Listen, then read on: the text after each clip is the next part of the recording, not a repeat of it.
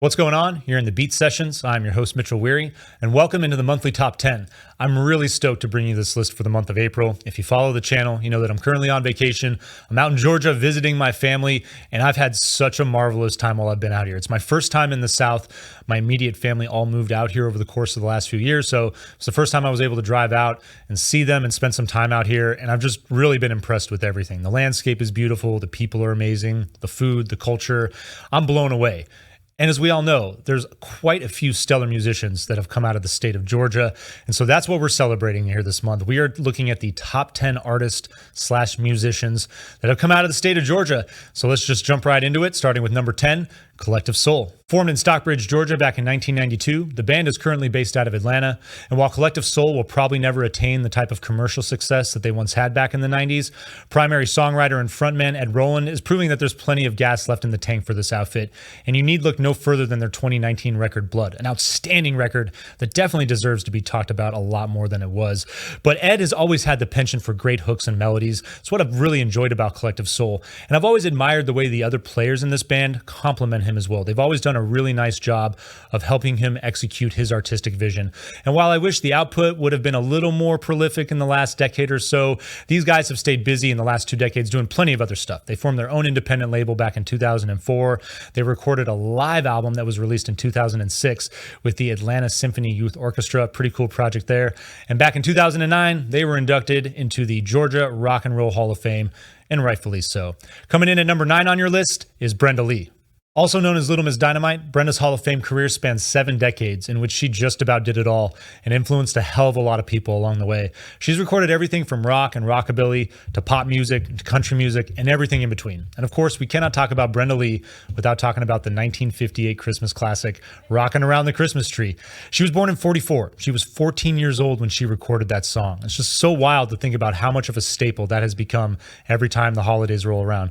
And of course, that's just the beginning. In the 1960s, she had 47 U.S. chart-topping hits. The only artist to have more in that decade, Elvis Presley, the Beatles, and fellow Georgian Ray Charles. She's sold over 100 million records to date, and the coolest thing, she is the only woman that is in the Rock and Roll Hall of Fame and in the Country Music Hall of Fame.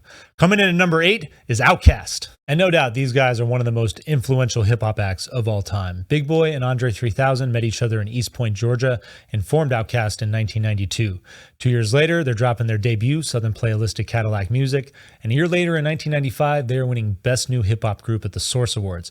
Now, Andre 3000 is actually booed as he steps up on stage to accept that award, but you got to remember, this is leaning into the height of the East and West Coast battle. There's no internet. There's very limited exposure to hip-hop as a genre. No one knew who these guys were. So I love the way that Andre handled it. Simply states that the South has got something to say. That's all I've got to say. And the rest is history. These guys go on to make some of the best hip-hop records that are out there to date, incorporating jazz, funk, and psychedelia amongst many other influences into their sound. And while they definitely remind me more of their East Coast contemporaries, I think of Tribe Called Quest and De La Soul, especially when it comes to lyrical content. As their career went on and as they experimented more, I think of the Parliament Funkadelic Collective and Sly and the Family Stone more than anything. Absolutely outstanding the way that these guys push the boundaries of hip-hop and really paved the way for a new generation of artists. Coming in at number 7 are the B-52s. Another one-of-a-kind group on this list that has always done things their own way. The B-52s came together in Athens, Georgia in 1976, apparently after splitting a flaming volcano at dinner. A little fuzzy, they decided an impromptu jam session was in order, and liking what they were laying down, decided to form the B-52s. I think that we can all be grateful for that move. There's so many unique things that come together that make this outfit what it is, and I love the way they redefine new wave music by incorporating surf rock and dance into their sound. There's a call and response aesthetic between Fred Schneider, Kate Pearson, and Cindy Wilson. The thrift store chic, I've heard it called trash chic as well, but I think that's kind of funny. You know, and their image, the hairdos, all of these things, but I think that the one thing that really set these guys apart was the way that guitarist Ricky Wilson tuned his guitar and the sound that they got from now. Now, sadly, he passed away from AIDS in 1985, but bandmate Keith Strickland was able to learn with that style of tuning and play on their next record, Bouncing Off the Satellites, but there was no energy behind this album. They didn't even tour behind it and went into hiatus, and this was really a dark period for the band. They took his death very hard.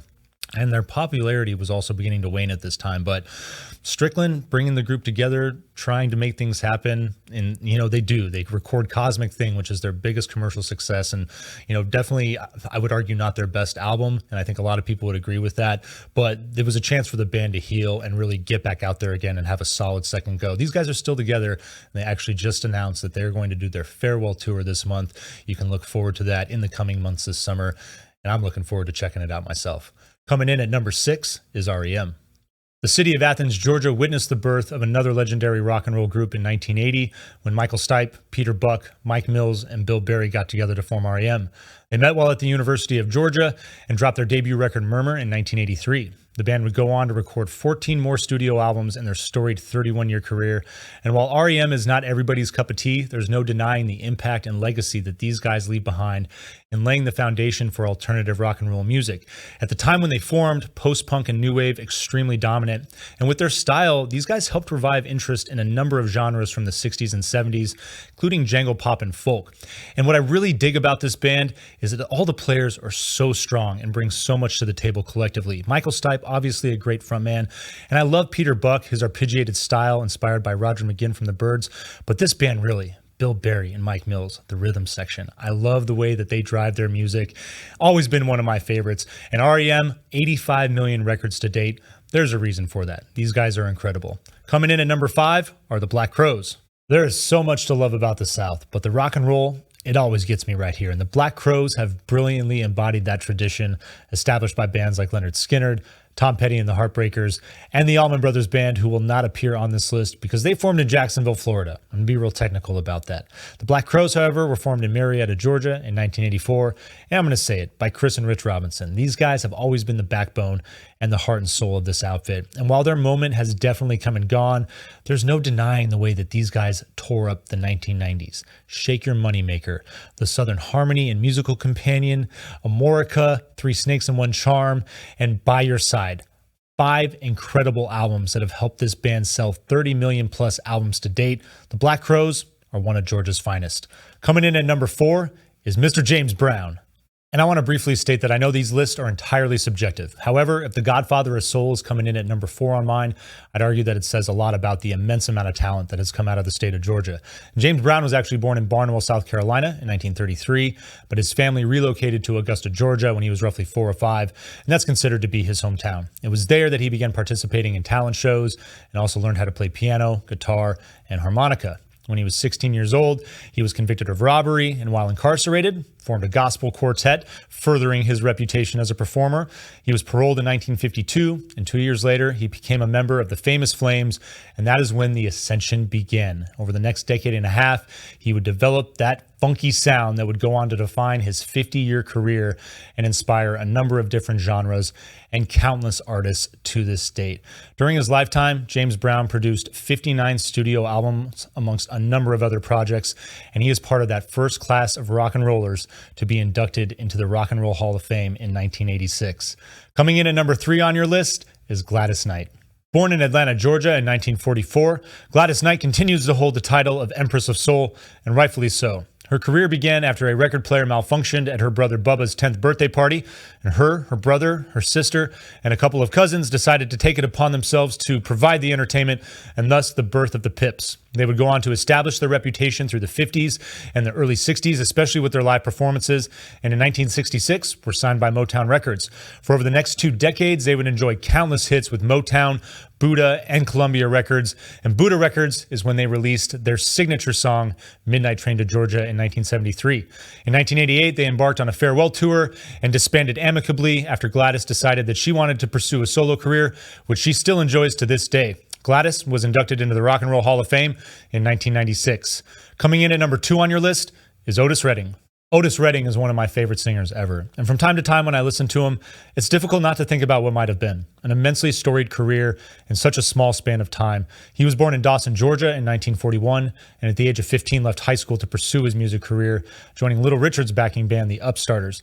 But it wasn't until 1962, during an unscheduled impromptu recording session with Stack Records, that Otis laid down These Arms of Mine and just completely blew the lid off of everybody. He would spend the next 5 years making an indelible mark on the music industry until passing away tragically in a plane crash at the age of 26 in 1967. His estate would continue to release posthumous albums, including the legendary Dock of the Bay, which includes the single Sittin' on the Dock of the Bay, his only single to hit #1 on the Billboard Hot 100 charts, and the first posthumous single to do so. That song, though, has continued to just be legendary and immensely influential decades on afterward. And Otis Redding is regarded as one of the best singers ever in American popular music. And that brings us to our #1 spot, which belongs to Mr. Ray Charles. There are kings and queens and a number of other figures in the music industry that have been given titles of royalty over the years. But there's only one genius. Ray Charles was born in 1930 in Albany, Georgia, and began playing the piano at the young age of 3. But as many of us know, his childhood was extremely difficult. He began losing his sight around age 4 or 5 and was completely blind by age 7, likely due to glaucoma. That and his younger brother George tragically passed away at age 4 after drowning in his mother's laundry tub. She was inconsolable and destitute and decided the best move was to send Ray to the Florida School for Deaf and Blind, where he stayed from 1937 until 1945, improving his music abilities. Tragically, Ray's mom passed away in 1945, and shook by her death, he chose not to return to school and instead pursued his music career. Between 1945 and 1952, Ray bounced around from Florida to LA to Seattle, building his reputation. And finally, in 1952, he signed with Atlantic Records and spent a decades-long career pioneering the soul genre, incorporating jazz, R&B, gospel music, amongst many other things into his sound. That and Ray Charles has one of the most impressive, incredible singing voices ever. The man could do just about anything with that instrument. Just to give you an idea, his range has 3 octaves. That is absolutely incredible. Ray has been one of the most influential artists of all time. He was part of that inaugural class in 1986, the first class to be inducted into the Rock and Roll Hall of Fame. And his legacy continues to live on in just about any genre that you hear today. Ray, you are #1, no question about it. Those are the top 10 artists and bands from Georgia. Thanks for tuning in. That is my story, and I'm sticking to it. We will see you next time on the Beat Sessions.